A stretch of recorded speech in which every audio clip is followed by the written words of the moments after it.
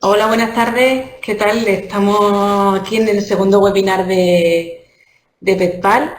Hicimos, como muchos de vosotros sabéis, hicimos un primer webinar hace una semana y esta es como una segunda parte de cómo cuidar a los pacientes pediátricos en el contexto de SARS-CoV. Y bueno, un poco la ponencia, ¿no?, de mantenernos cerca pese al distanciamiento, cómo cuidar de los pacientes pediátricos con necesidades paliativas y enfermedades crónicas complejas. Y en este segundo webinar, hoy vamos a tener a tres ponentes. El primero es Daniel Toro, que es psicólogo en el Hospital de San Joan de Déu, Barcelona, y nos va a hablar de la experiencia de acompañamiento psicológico a través de plataformas, grupos de soporte, seguimiento. Luego, en la segunda ponencia, tendremos a Carola del Rincón, que es psicóloga en el Hospital Niño Jesús de Madrid, que hablará de la gestión emocional de los profesionales y otra parte también de acompañamiento en el duelo, ¿vale? Acompañamiento en el duelo con las familias.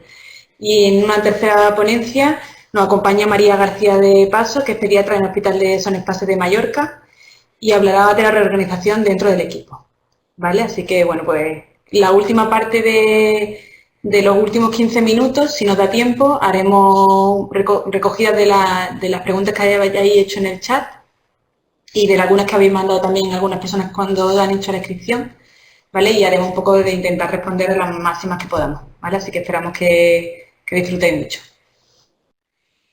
Bueno, pues buenas tardes a todos. Gracias a la UNIR y a PEDPAL por invitarme a este webinar. Y yo voy a hablar un poco de nuestra experiencia en el Hospital Sant Joan de Déu, de la atención psicológica que hemos realizado en esta pandemia. En este gráfico he intentado representar esta famosa curva de la que tanto hemos oído hablar, y un poco cómo nos organizamos y qué actividad hemos tenido en este tiempo de pandemia. En el momento inicial en el que no todos tuvimos que un poco como marcharnos a casa o disminuir toda la atención presencial posible, ¿no?, para cuidar y para cuidarnos, nosotros, que es otra psicóloga del Hospital Sant Joan de Déu, Marta Viñals, y yo, que hacemos una jornada y media de atención psicológica, y con el equipo de salud mental y de paliativos y crónicos de nuestro hospital, decidimos que la atención presencial la teníamos que mantener orientada a la urgencia. La urgencia para nosotros fue atención en procesos de muy final de vida y familiares o pacientes con sintomatología más psicológica, pero todo lo demás lo pasamos a virtual, ¿no?, a irnos a casa o, en mi caso, eh, en el hospital poder hacerlo, pero también teletrabajando, no con tanta relación presencial y directa con las familias, a no ser que fuera necesario. Es decir, que intentamos aumentar lo virtual, como nunca habíamos hecho, y disminuir lo presencial. ¿Qué pasó en esa primera fase? Pues que yo cogí COVID. Eh, Solo estuve 3 o 4 días así un poco malo, con fiebre y encontrándome mal. Luego ya estaba capacitado de nuevo para trabajar, pero no podía hacerlo, ¿no?, por el COVID. Así que redujimos casi todo a virtual, más a nivel de contención, de seguimiento. Más que seguimiento, el hacernos presentes a las familias, el que supieran que estábamos ahí de esa forma más virtual. Y es cierto, ¿no?, que con una sensación que lo hemos comentado con otros profesionales y con Marta, la otra psicóloga, pero también con pediatras y enfermeras, de un poco frustración, porque por suerte en esta fase inicial y en pediatría nosotros nos hemos encontrado en que directamente, por lo que es la enfermedad, no hemos tenido casos afectos ni en niños ni en familiares directos. Sí que ha habido algún caso, algún abuelo, pero de familiares directos. Y eso hacía que también tuviéramos como la necesidad, ¿no?, de poder estar en otros sitios donde veíamos, ¿no?, más en el mundo de adultos, que, que nos necesitaban, ¿no?, a todos. Entonces teníamos ahí una lucha interna, por eso esa batería que veis ahí como activándose, ¿no?, de mucha ganas de poder atender a nuestras familias, pero también de poder estar en otro lugar ayudando, ¿no?, a otros. Eso un poco cambió, fue una primera fase de adaptación y en una segunda fase yo también ya me pude reincorporar. Marta, la otra psicóloga, sí que tuvo que hacer alguna intervención presencial de urgencia en algún caso. En esa segunda fase sí que ya decidimos, ¿no?, pues que todos los casos en los que se necesitaba atención psicológica íbamos a hacerlo igual que el resto de profesionales y pudimos, sobre todo a nivel de domicilios, aumentamos mucho nuestra actividad. Y en la tercera fase ya de esta de desescalada, sí que lo presencial, estando más en el hospital los niños y familiares, y también con los domicilios, lo estamos recuperando, ya no solo en la urgencia, sino también en los seguimientos. Y esta actividad virtual, que sigue siendo mucho más elevada que previo a la pandemia, también está disminuyendo en algunos casos. Respecto a esto virtual, a lo virtual, ¿no?, que nosotros algo acostumbrados sí que estamos en la atención, sobre todo médicos y enfermeras, en la atención de 24 horas y también nosotros como psicólogos en seguimiento, sobre todo a nivel más telefónico. ¿Qué ha ocurrido? Pues que en todos los tipos de atención virtual, ya sea audiollamada, videollamada o por el propio correo electrónico, ha aumentado. En mi caso, la llamada telefónica, sobre todo la hemos utilizado con padres y madres o cuidadores de los niños, sobre todo más para ofrecer el que estábamos disponibles. Ha habido un tema que es la intimidad, que, bueno, siempre lo tenemos muy presente en lo presencial, pero que en lo virtual quizá, por lo menos yo no lo tenía tanto, y ha sido una gran barrera para poder dar esta atención a las familias, porque en casa, con toda la familia, no eran espacios que proporcionasen esa suficiente intimidad ni seguridad como para poder hacer una intervención más terapéutica. Pero en los casos que sí que lo hacíamos, o en casos de los que ya teníamos esa confianza, ese vínculo con los padres, sí que es algo que podíamos hacer. Las videollamadas para mí ha sido el gran aumento de atención virtual que hemos realizado. Mi compañera Marta con padres y madres sí que ha realizado bastantes, yo menos, con los adolescentes donde yo lo he visto con un gran incremento. Así que ha sido como un espacio en el que para ellos mantenían esa distancia que ya no les viene mal en muchos casos, pero por otro lado no era solo audio, que era algo en lo que realmente ninguno de los adolescentes ha querido que hagamos así la intervención. Sí que permitía la expresión mucho más allá del sonido y realmente bueno, me ha sorprendido la facilidad, ¿no?, su forma de expresión seguramente o de comunicarse en estos tiempos y ha habido mucha adherencia.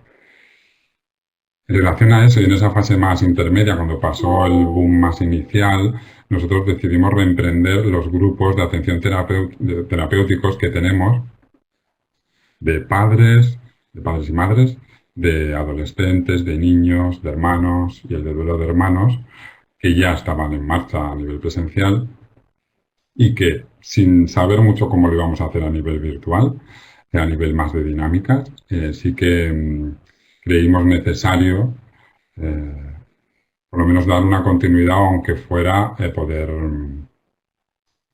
hacer como un cierre, ¿no?, de este grupo y ya veríamos cómo lo reprenderíamos en el futuro.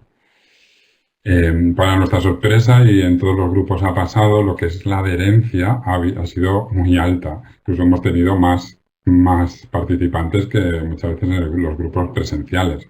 Realmente pues ayuda mucho a disminuir la barrera también logística, ¿no?, de la distancia de venir al hospital y había una necesidad, ¿no?, que no hemos podido estudiar así profundamente, que lo tendremos que hacer, pero había una necesidad de continuidad que creemos que esto lo ha proporcionado la intervención online.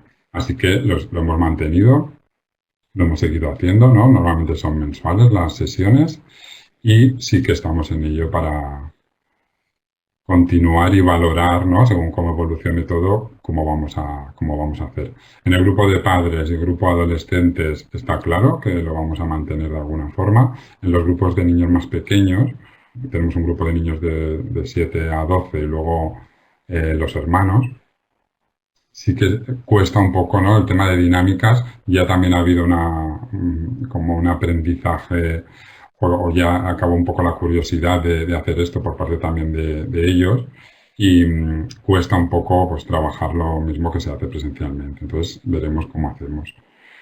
Pero a nivel más de adultos y adolescentes es algo que nos ha sorprendido muy gratamente la intervención y a la profundidad que se puede llegar. Después el correo electrónico lo quería poner porque para mí también ha sido una sorpresa. Bueno, el correo electrónico o el portal del paciente que tenemos nosotros, que es como una plataforma más segura para poder utilizar al final el correo electrónico con las familias. Sobre todo va encaminado más a los padres. Yo lo he utilizado con padres y con adolescentes, sobre todo con madres con las que ya tenía ese contacto para concertar visita, para un poco estar ahí presente de hacerme presente, de que sepan pues que estamos aquí si necesitan algo o volver a tener alguna cita después de un tiempo. Y lo que obtenía en este caso de respuesta eran relatos mucho más... ay, que se me ha ido este momento.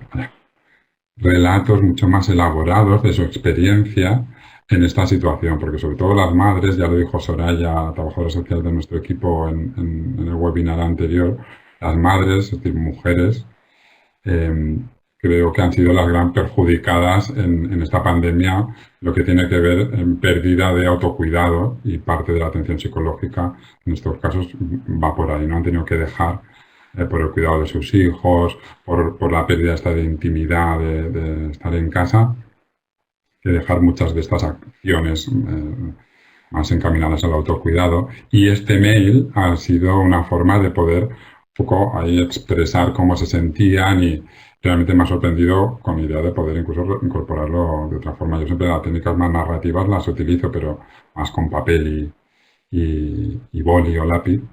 Y el mail, pues he visto que también ha sido una buena opción. A nivel presencial, hemos mantenido actividad de atención psicológica en el hospital. Es cierto que por menos ingresos o también por el cuidado nuestro y de los pacientes, por disminuir el contacto y la gran disminución en atención en consulta externa, pues aquí hemos tenido menos actividad, ¿no? Que seguramente en otros momentos. Pero la actividad en domicilio ha sido incrementada y ha sido como el lugar de elección, tanto por nosotros como por la familia, para poder hacer las intervenciones. Es algo que también las primeras veces, ¿no? que fuimos o en este caso yo que fui a las visitas, era como una burbuja, ¿no? El domicilio era un lugar donde, ¿no? Por la calle iba todo el mundo, había poca gente, todo el mundo con mascarilla en ese momento inicial, que era como muy raro también. Y al llegar en la casa era como un momento de relajación por parte de ellos. Ellos pocas veces se ponían, sí que mantenían la distancia, pero el tema más de mascarilla era algo que obviaban, ¿no? Que también ha puesto mucha limitación a todo lo que tiene que ver con la comunicación y la expresión. Y yo sí que iba como nunca, porque yo nunca voy vestido ni blanco así de sanitario, ni con todo lo demás, ¿no? De las batas y guantes y resto, a no ser que sea estrictamente necesario en el hospital. Y realmente era como llegar a una burbuja, ¿no? Donde volvíamos a estar hablando de lo que les pasaba, lo que sentían, lo que necesitaban y no tanto de todo lo que ha ocurrido en la pandemia. Sí que es cierto que uno de los temas principales, claro que era lo que estaba pasando, ¿no? Es decir, que nosotros hemos intentado desde la atención psicológica mantener la presencia aunque existiera la distancia, ya fuera de forma presencial, como siempre, o de forma virtual, porque nos basamos en eso, ¿no? En la presencia, en el relato y en estar presente. respuestas, reacciones que hemos encontrado, ¿no? Más habituales. Y ahora ya empiezan a salir como estudios, varios estudios, ¿no? Un poco de lo que ha ido pasando, pero esto está basado más en nuestra experiencia, desde nuestra unidad. Miedo sería la gran estrella, ¿no? El miedo ha estado presente en todo este tiempo. Un miedo ya conocido por ellos, por lo que le puede pasar a los demás, ¿no? Por ellos, tanto por los pacientes como por los familiares, pero siempre en relación a otros, ¿no?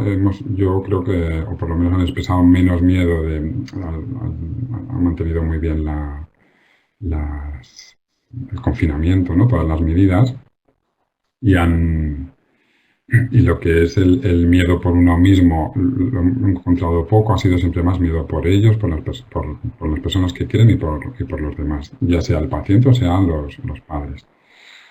También al principio fue una sorpresa en todas esas llamadas para hacernos presente, el autorreconocimiento, validación que ellos mismos se daban al aprendizaje de confinamientos previos que ya habían vivido, porque nuestros pacientes y familiares están acostumbrados a vivir en épocas aislados o con mucho cuidado por no contagiarse, ¿no? Con otras personas. Y eso realmente creo que ha sido, ¿no? Un crecimiento para ellos, un aprendizaje en sacar provecho de alguna forma a momentos que no lo valoraban así. Por otro lado, también el enfado ha estado muy presente respecto a las personas que no seguían las normas para este cuidado, este confinamiento, y también con normalmente otros especialistas en los que han postergado intervenciones o procesos o procedimientos importantes para ellos por todo lo que estaba pasando cuando ellos, estos miedos por infectarse o por tener una infección por virus, es algo muy habitual, ¿no?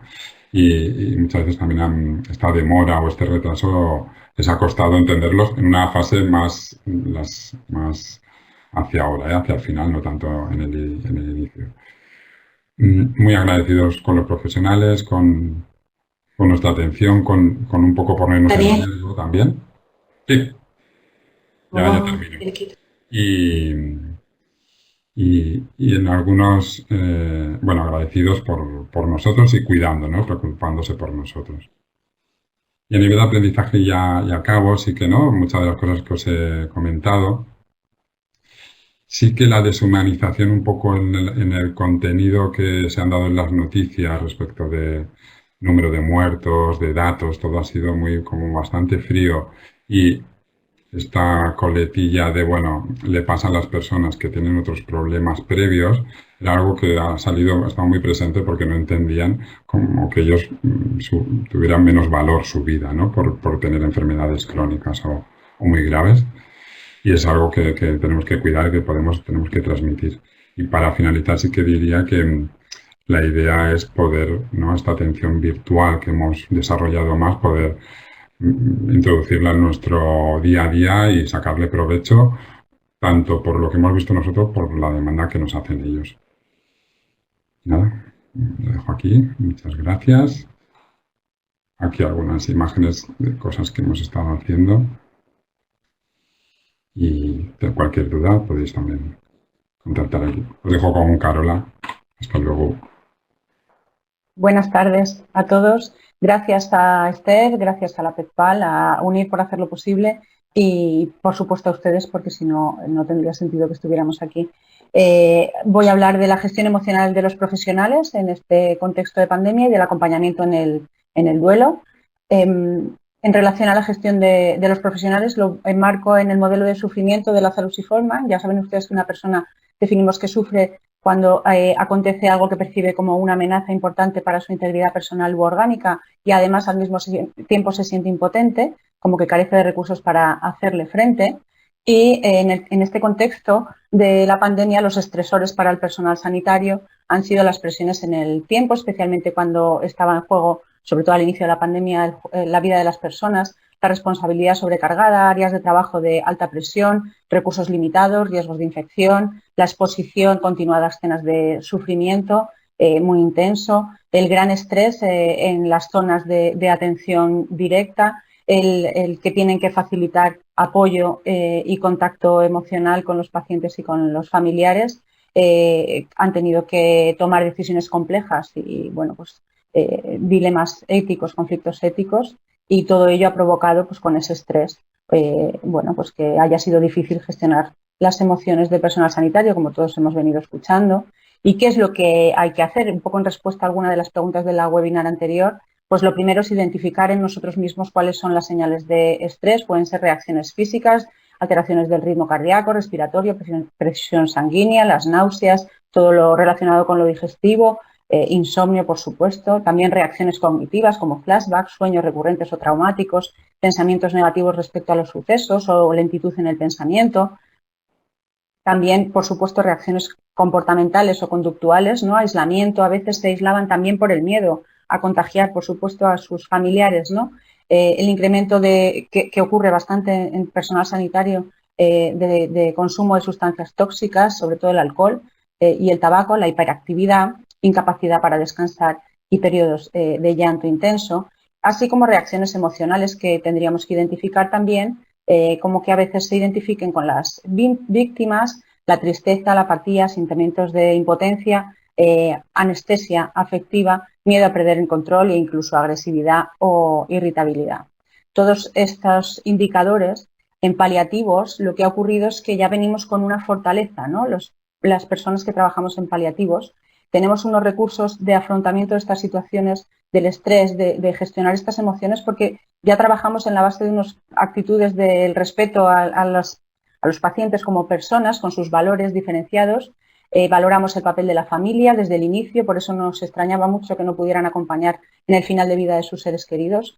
Además, tenemos una adecuada formación técnica sobre el contexto, ¿no? Que es la amenaza de muerte, el proceso de morir, el duelo, unas adecuadas habilidades de relación, sobre todo las dificultades de comunicación. Estamos entrenados o debemos de estarlo, la mayoría lo estamos en habilidades de autorregulación emocional y sobre todo tenemos una toma de conciencia de los propios valores con respecto a la muerte por el trabajo que desempeñamos, y solemos trabajar, la mayoría, en trabajo en equipo, y eso sabemos que disminuye el nivel de estrés y aumenta la satisfacción personal y, por supuesto, el compartir nos ayuda.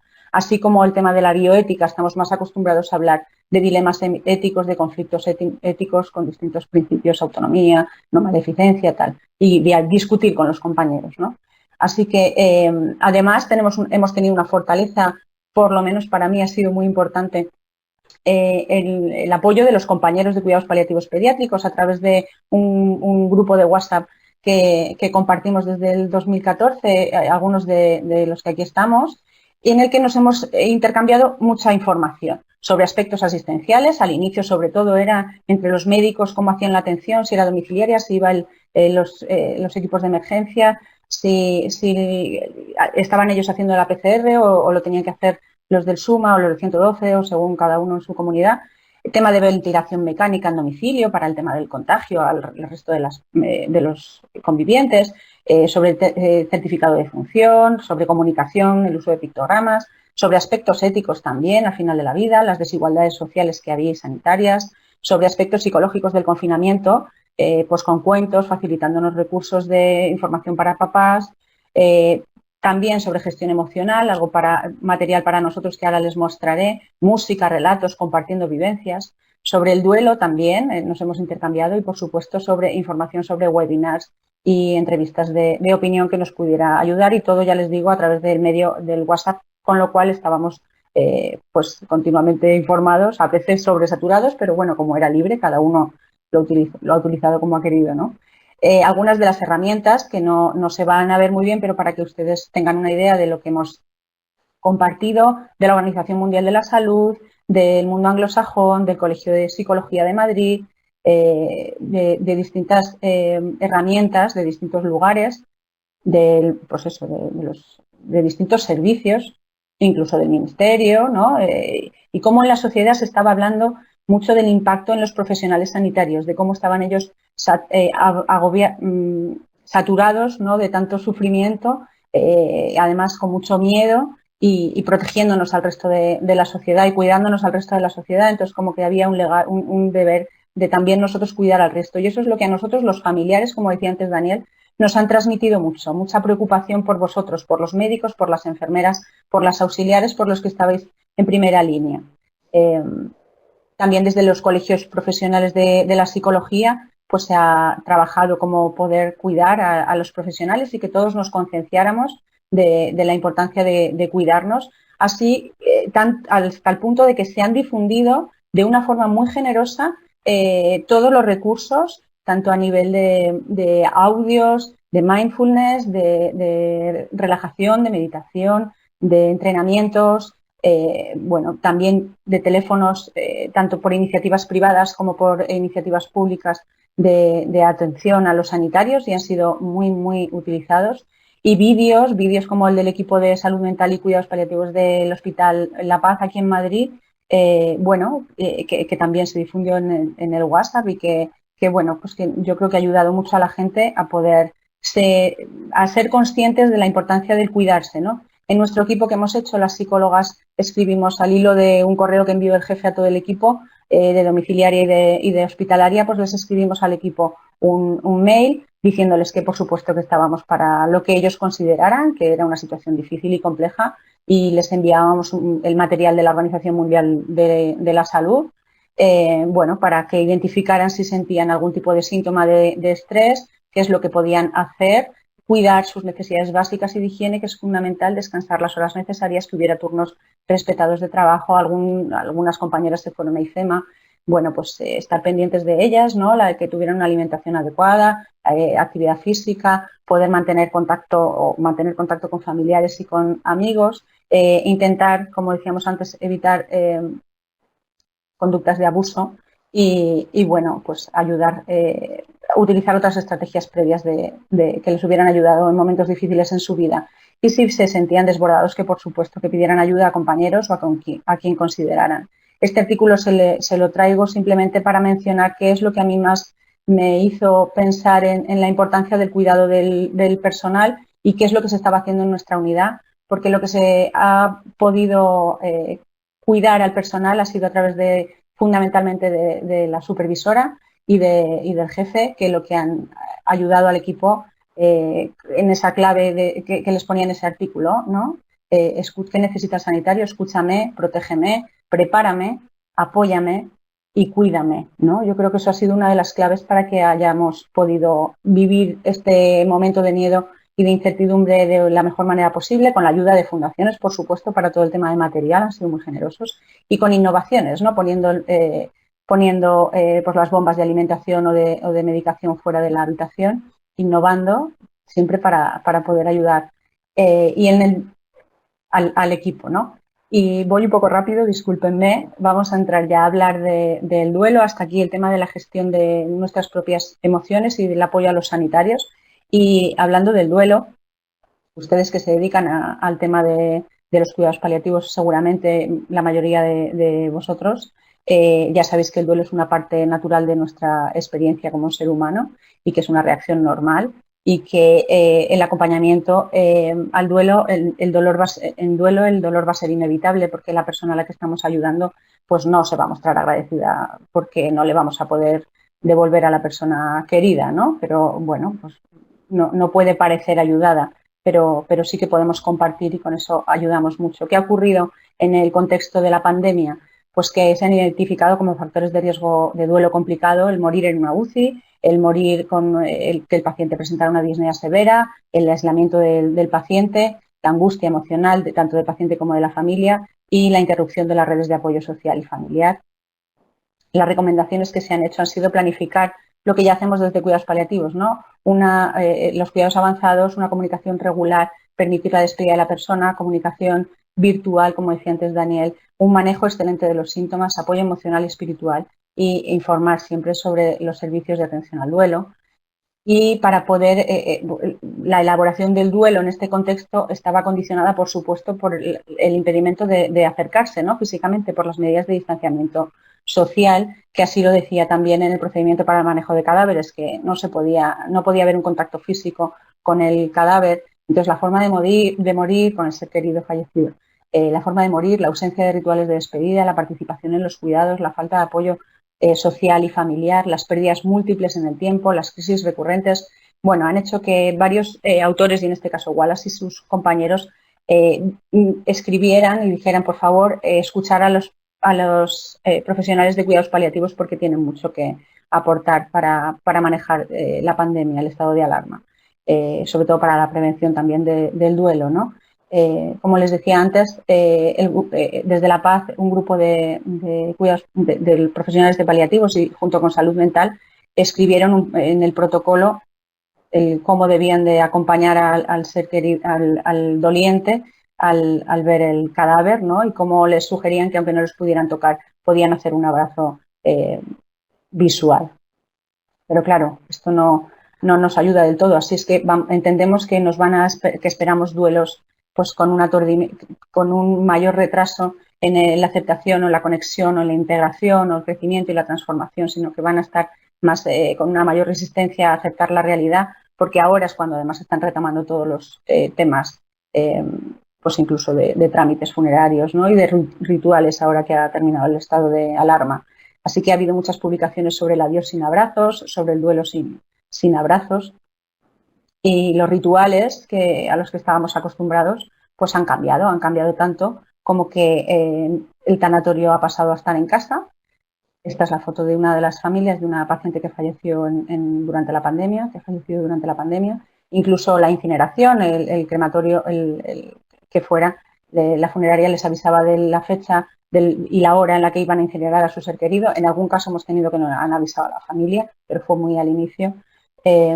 Y bueno, pues en este caso que les presento, una de las mamás que atendemos pues perdió a su hermano, al tío materno, y bueno, pues se conectaron en familia y virtualmente hicieron su despedida en la incineración y decía, bueno, durante la incineración pensemos en el fuego que nos da calor cuando sentimos frío, nos ilumina en la oscuridad, dejemos que el miedo que tenemos, que la desesperanza que sentimos y la pena se quemen en el fuego. Todo irá bien, como dicen los niños italianos, decía esta mamá. Espero volver a ver ese arcoíris que pintan y que aparece siempre después de la tormenta con vosotros cuando todo esto acabe. O sea, la dificultad que han tenido, ¿no?, en elaborar bueno, pues esos rituales y la necesidad del acercamiento familiar, pues lo han podido solventar virtualmente, pero claro, esa huella va a estar ahí. Las cartas de condolencias que podemos hacer los equipos, pues facilitar eso, cartas de condolencia aunque haya habido poco contacto con el familiar, pero en nuestro caso normalmente suele haber bastante, pero es importante para ellos el que puedan recordar y el que se sientan ayudados por este documento que realizamos. Y por último quería cerrar mi intervención comentando pues el agradecimiento, ¿no? Por ejemplo, de esta mamá que nos decía gracias porque he tenido todo el apoyo de la gente del hospital.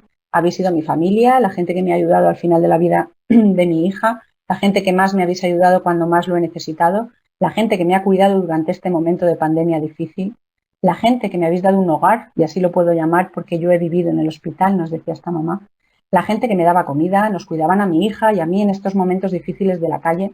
No tengo palabras para expresarlo, solo puedo decir gracias por todo lo que me habéis dado. Quiero que esta tempestad que está en la calle termine con la ayuda de Dios, que todos estemos salvados y volvamos a vernos en algún momento con tranquilidad. Como os dice, el agradecimiento, estoy muy agradecida aunque he perdido a mi hija, es decir, una madre en una situación tan difícil termine agradeciéndonos. Bueno, pues ese es nuestro sentido del quehacer diario. Y termino con las palabras de Iona, que yo creo que bueno, pues que todos hemos sentido, ¿no?, esa dureza dedicándonos a los paliativos, escuchando cómo morían otras personas solas. Y como dice ella, nadie debería ser forzado a morir solo y nadie debería soportar sobre sus hombros la carga de saber que en esta ocasión dejaron morir solo a alguien muy querido.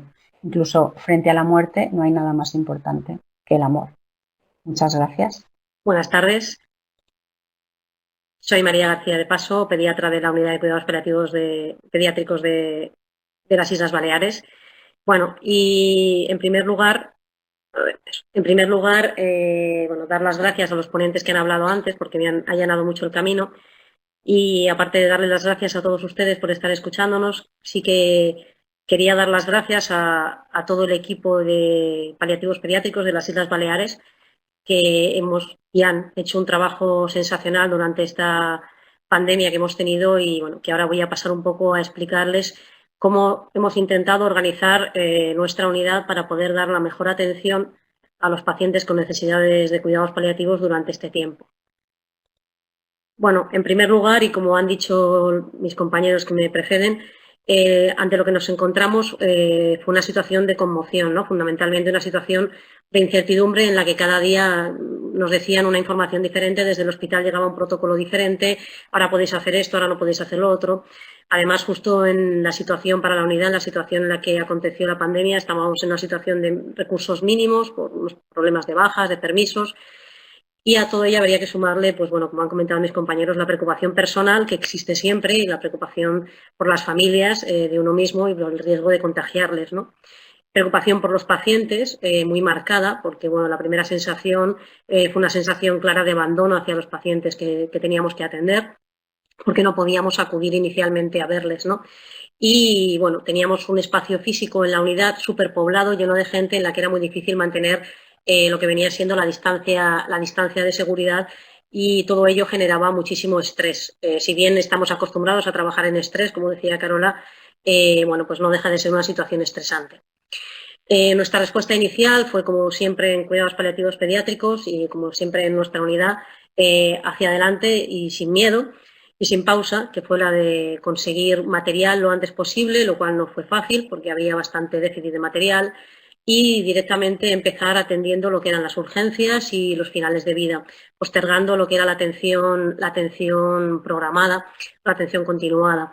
Ello hacía que bajara lo que era la incidencia de pacientes a ver, y además lo hicimos intentando separar a los distintos equipos que tenemos en la unidad para que no coincidieran en el tiempo, de tal manera que lo que hicimos fue dividir el trabajo en dos equipos, uno que trabajaba de mañana y uno que trabajaba de tarde.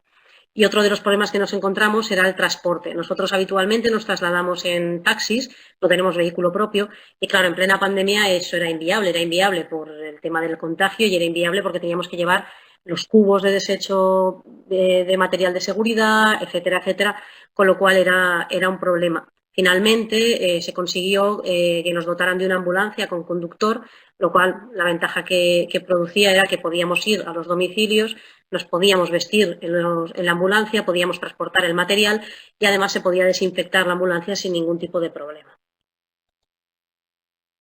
No sé, no están saliendo las fotografías que tenían que salir. Yo mandé la presentación con fotografías y faltan todas las fotografías que venían entre medio, lo cual es una pena, porque fueron las fotografías que realizó un fotógrafo para la unidad y para todo el hospital en esta época de COVID, y no sé por qué la plataforma las ha borrado. Igualmente yo sigo adelante, pero había diapositivas con fotografías muy impactantes y no aparecen en la presentación. Bueno, durante las primeras semanas lo que hicimos, bueno, fue participar dentro de todos los protocolos del IPSalud, del Gobierno de las Illes Balears, en cuanto a lo que viene siendo tanto la hospitalización a domicilio, la atención paliativa y el final de vida, y el protocolo de toma de muestras y transporte. Nosotros nos encargamos también de tomar muestras a los pacientes, tanto de cuidados paliativos pediátricos que necesitaban una muestra porque tenían síntomas de la enfermedad, como aquellos pacientes que necesitaban hacerse alguna prueba, ya cuando empezaron a hacer pruebas, que eran de cuidados paliativos pediátricos y tenían que venir, si no, 2 veces al hospital a realizárselas. Como digo, teníamos una división estructurada de 3 equipos, un turno de mañana, un turno de tarde y un turno de telemática que se iban rotando. De esta manera también permitía la conciliación familiar de las personas de la unidad, puesto que permitía pues poder trabajar por turnos y organizarse mejor también con los hijos que tenían en casa. Entonces, bueno, se realizó de esta manera. La telemática fue muy importante, como ha contado Daniel, puesto que nos sirvió para poder organizarnos, reunirnos. Y bueno, el material garantizado cuando lo conseguimos fue ya un alivio, aunque nos costó el primer mes, no lo teníamos garantizado y teníamos que ir a luchar una mascarilla como el que va a luchar por un respirador último modelo, y conseguimos áreas también de desinfección propias para el material en el propio hospital, en nuestra propia unidad, que bueno, nos prepararon un servicio de sucio donde podíamos desinfectar. La verdad es que al final, el último mes y medio, 2 meses, ya empezamos a funcionar como una rueda y todo fue mucho más o menos difícil, no más sencillo. Nosotros nos reuníamos por la mañana, telemáticamente y en presencia el equipo que estaba de mañana, a través de unas tablets donadas por asociaciones, como decía Carola, son fundamentales para el trabajo en todos los tiempos y más en estos. Nuestra asociación Ángeles Sin Alas pues nos proveyó de estas tablets que ya nos habían donado. Preparábamos el material y realizábamos visitas domiciliarias en las ambulancias. Bueno, se hacía la gestión de muestra, la limpieza, nos reuníamos de nuevo telemáticamente y se volvían a hacer visitas. Se realizaron por nosotros, en principio, el psicólogo y la trabajadora social, si era necesario, venían en la ambulancia, si no era necesario, hacían trabajo telemático y trabajo telefónico. Nuestra psicóloga también participó dentro de lo que era el servicio del 061 y el servicio de atención a familiares de COVID, que habían sido afectados por el COVID. Y bueno, faltan varias diapositivas en la presentación. La verdad es que no sé qué ha pasado, no ha habido algún fallo, pero bueno, no importa, improvisaré sobre la marcha. Bueno, en cuanto a la organización, desde el punto de vista con el paso del tiempo, lo que sí que ha sido muy importante ha sido la coordinación y el gran apoyo por parte de todos los miembros del equipo. Cada uno tenía muy claro y estructurado el papel que tenía que hacer dentro del equipo, y el ir pudiéndose apoyar unos en otros ha sido claramente lo que ha permitido que pudiéramos hacer nuestro trabajo. Hemos hecho aproximadamente unos 50 test de COVID en los pacientes nuestros de la unidad, los cuales no ha habido ningún positivo, esa es la realidad, en los nuestros. En urgencias y eso sí ha habido, pero en nuestros pacientes no.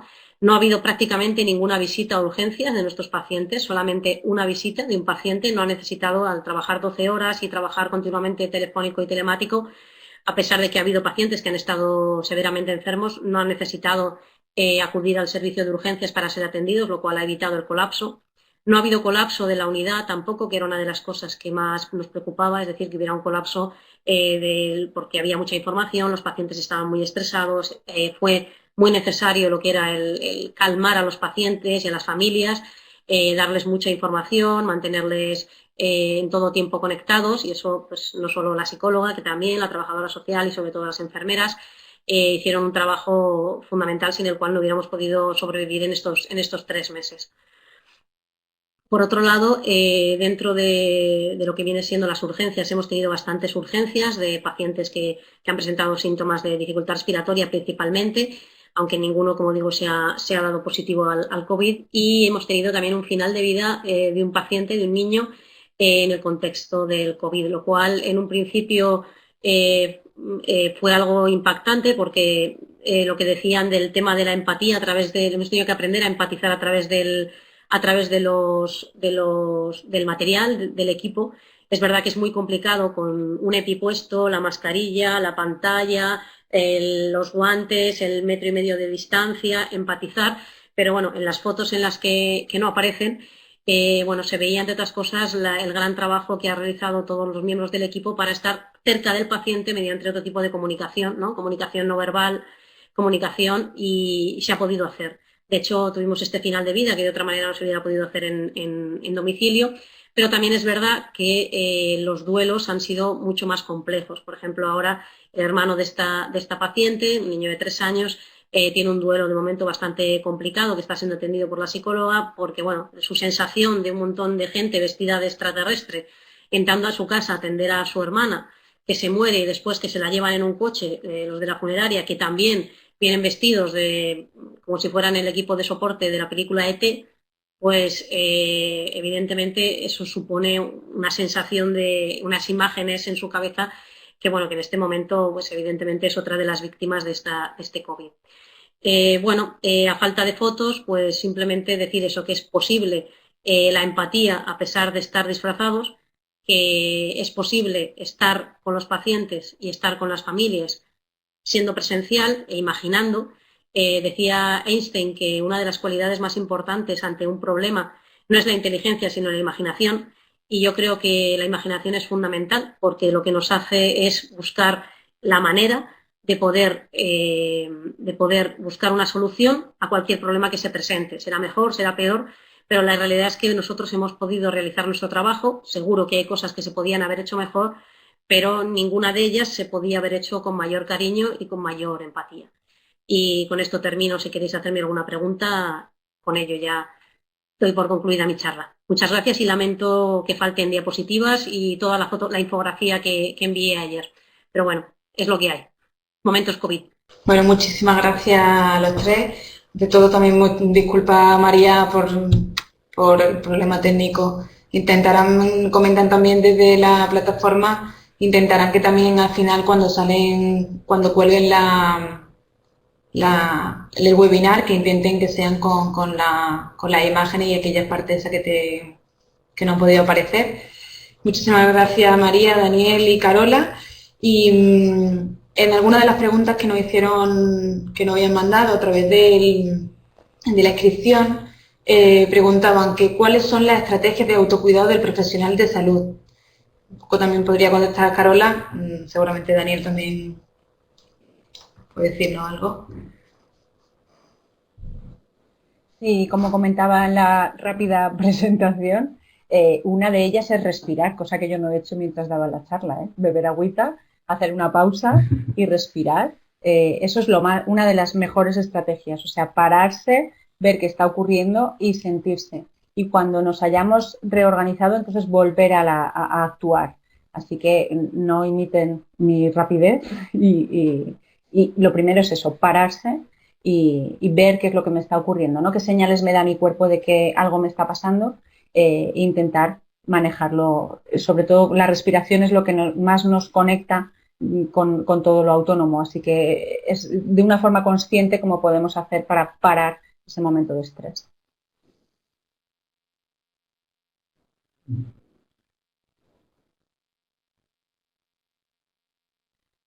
Bueno, yo, por añadir, que no lo he dicho en mi presentación, sí que creo que trabajar, y sí que lo ha dicho Carola, trabajar en paliativos, en la atención del paciente crónico complejo, tanto a nosotros como profesionales como a los propios pacientes y familiares, ha sido un factor protector en la pandemia que hemos vivido, por aprendizajes previos, formaciones, experiencias.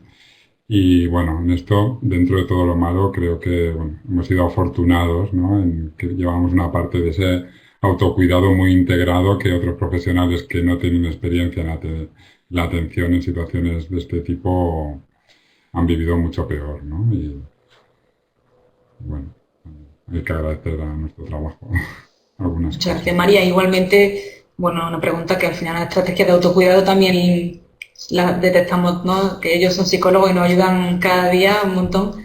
No sé si también alguna cosa que quieras comentar. Bueno, yo creo es que lo han dicho todo. No sé, yo para mí el autocuidado a nivel personal consiste en dormir bien, intentar dormir las horas que tengo que dormir y apoyarme mucho en el equipo.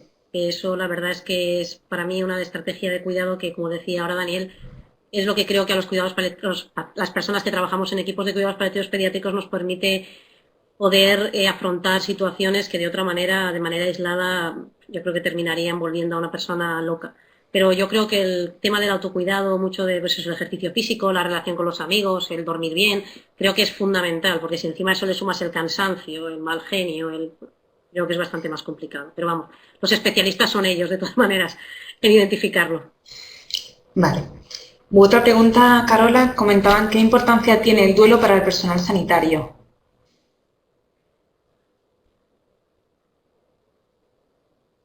A ver, somos seres sociales y nos relacionamos con los demás. Así que es importante que hagamos también nosotros el duelo. Ahora, trabajando en cuidados paliativos pediátricos o las personas que han tenido que afrontar tal cantidad de muerte diaria, desafortunadamente por la pandemia, no podemos estar haciendo un duelo de cada persona que atendemos. Lo que sí es importante es que cada encuentro que tengamos con un alto nivel de sufrimiento de la otra persona, lo hagamos con una presencia consciente que nos permita en ese momento hacer el cierre de ese contacto con esa persona, independientemente de que vaya a fallecer o esté falleciendo en ese momento, vaya a fallecer próximamente o en un futuro todavía largo. Quiero decir que es importante que cada encuentro con el otro, la presencia sea de una forma consciente. Eso nos va a ayudar, por supuesto, a hacer el cierre con cada persona. Muchas gracias. Dani, te hacía una pregunta en el chat Dice, ¿qué estrategias de comunicación podemos integrar o fomentar para solventar las barreras en la comunicación no verbal que pueden aparecer al trabajar con un EPI, mascarilla, guantes, material de distancia de seguridad? Bueno, Carola también ha mencionado algunas de las cosas que se iban creando, innovando con todos estos artilugios que había que ponerse. Yo y creo que además trabajando en pediatría como trabajamos y con pacientes en que la comunicación verbal muchas veces está limitada, creo que tenemos que aprender a utilizar más lo verbal en estos casos, ¿no? Hacer presente todo lo que muchas veces damos por hecho y sabemos que hacemos de forma no verbal, pero que en pacientes que no pueden vernos íntegramente, tenemos que poder explicarlo, ya sea no solo con la palabra, sino con el tono, con gestos. Hay que exagerar, algo que ya solemos hacer a veces con los niños, ¿no? Hay que exagerar un poco lo que creemos que transmitimos no verbalmente. Y eso, bueno, yo creo que más o menos ha sido la forma de hacerlo. También ha habido muchas iniciativas, ¿no? De dibujar en las mascarillas, de escribir, ¿no? Más allá de lo que mostramos con estos artilugios de astronauta, que nunca mejor dicho. Y bueno, yo creo que puede ser una forma. María, yo creo que, perdón que intervenga, los ojos son fundamentales en este tipo de comunicación, porque creo que es lo único que se nos ve. Y yo me fijaba en, pues claro, ahora sí que solo te podías fijar en los ojos. Yo creo que nunca me he fijado tanto en los ojos de la gente como en tiempos de COVID. Y me fijaba en los ojos de todos los del equipo y me daba cuenta de que todo el mundo tenía los ojos muy grandes. No sé si es que verdaderamente los tienen grandes habitualmente o se les hacían más grandes, ¿no? Intentando expresar con los ojos. Nosotros es verdad que, bueno, en las fotos estas se veía, ¿no? Nosotros sí que con la protección adecuada sí tocábamos a los pacientes. Es decir, cuando hacíamos una intervención, cambiar una traqueostomía, sí se tocaba al paciente y se enfatizaba en el contacto, aunque fuera a través del guante, lo que dice Daniel, ¿no? ¡Ay, qué bonito estás, qué bien, ¿no? En enfatizar. Yo creo que sí que es posible, y de hecho mucha gente también en adultos lo ha hecho, o sea, es posible. Es diferente, pero es posible. Pues sí, muchas gracias también. Y comentaba María, Moisés te preguntaba, comentaba, me ha sorprendido el número de PCR que habéis realizado, con qué indicación la habéis hecho, por qué y para qué. Bueno, hay un porcentaje, han sido 40, y no ha llegado a 50, 47 o 45. Muchas de ellas, casi la mitad, han sido en el último mes y medio, pacientes que tenían que hacerse una prueba tipo resonancia magnética, operación, no sé qué decirte ahora, sedaciones para procedimientos que por protocolo se tenían que hacer o 2 días antes, por ejemplo, para la administración de Spinraza, que es sedaciones, 2 días antes tenían que hacerse la prueba, en lugar de hacerlos venir al hospital 2 días antes más el día de la prueba, pues íbamos nosotros y lo hacíamos. Y la otra mitad aproximadamente han sido niños con sintomatología COVID, fiebre, dificultad respiratoria, que por descarte había que realizarlo por el protocolo establecido dentro de la comunidad. Y ha sido lo que se ha hecho. Algunos de ellos es verdad que en 3 meses han tenido 2 COVID porque han tenido 2 procesos infecciosos. Y en el protocolo, como os decía, que hicimos conjuntamente con los de adultos, en el protocolo el problema es que teóricamente había que hacer muestra de COVID a cualquier paciente con síntomas respiratorios. Claro, nosotros les dijimos, es que nuestros pacientes cuando empeoran, en el 90% empeoran por temas respiratorios, que nos vamos a pegar haciendo COVID toda la vida. Entonces, bueno, no hemos hecho todos los que había con pacientes respiratorios, pero siempre que había fiebre, un caso nuevo de fiebre y tal, sobre todo si había algún otro familiar, lo hacíamos. Vale, muchas gracias. Y la última pregunta, a ver si tenemos Daniel y Carola, si en la atención a pacientes paliativos pediátricos, ¿qué problemas o aspectos pensáis que no se pueden atender telemáticamente de manera adecuada?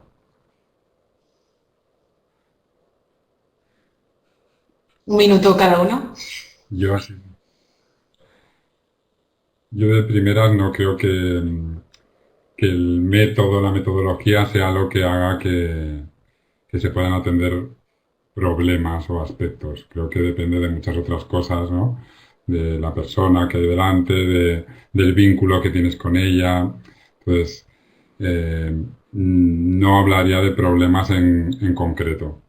Yo me he encontrado tener que hacer primeras visitas en domicilio, que normalmente no lo hacemos con niños que no conoces o que se han conectado en el grupo de forma online y realmente, bueno, se ha podido hacer también como en otros casos, ¿no? Quizá un poco más de esfuerzo, trabajando a lo diferente, mucha imaginación, pero no lo limitaría a eso, creo, con todas las limitaciones que tiene lo telemático, ¿eh? A mí me ha sorprendido el buen uso que se puede hacer de lo telemático, incluso con personas que no se conocen, ¿eh? Eso me ha sorprendido mucho y yo creo que a todos los psicólogos nos ha sorprendido, ¿no? La falta de contacto físico y cómo la gente se ha adherido a esta tecnología y hemos podido hacer intervenciones psicológicas eficaces. A mí sí que algo que me ha llamado la atención y que, claro, pues cuando hay un problema de pareja, pues las conversaciones las hemos tenido que hacer cuando iban a la compra. Entonces, al principio de la pandemia sí que ha sido momentos difíciles porque era el único momento que tenían al día para salir a la calle, que era la compra, tenían que llegar a casa con la compra y no podían estar mucho tiempo ausentes, ¿no? Entonces, diría que casos de problemas, de conflicto de pareja, pues sí, eso. Sí, sí.